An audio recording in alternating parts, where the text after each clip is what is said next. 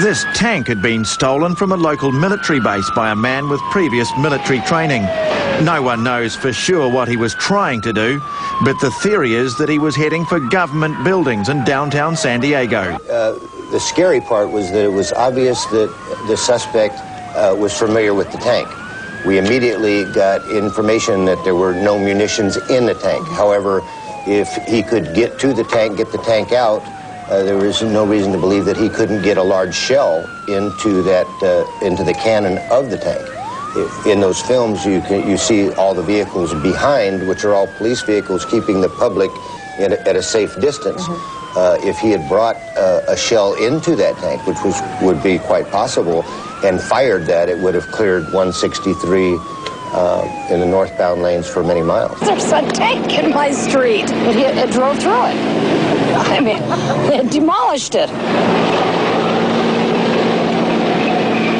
It was my van. Yeah, he pushed it all the way down here. He wanted to do it. He saw it in his eyes. He was having a good time, so.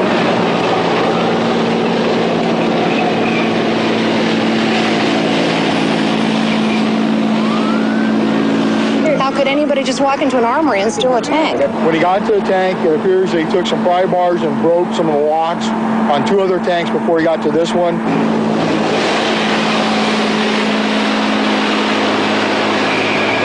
Put a tanker bar. We can stop it with a tanker bar. The police weigh up their options. One was to enter the compartment not knowing if the individual was armed. 2, they could have used gas. They thought about it. They decided not to. Gas would cause the driver to possibly be debilitated and go out of control. And 3, if the officers had entered the compartment when it was gassed, they would be debilitated. The next decision was, should we use lethal force? The officers decided yes, and that's exactly what they did.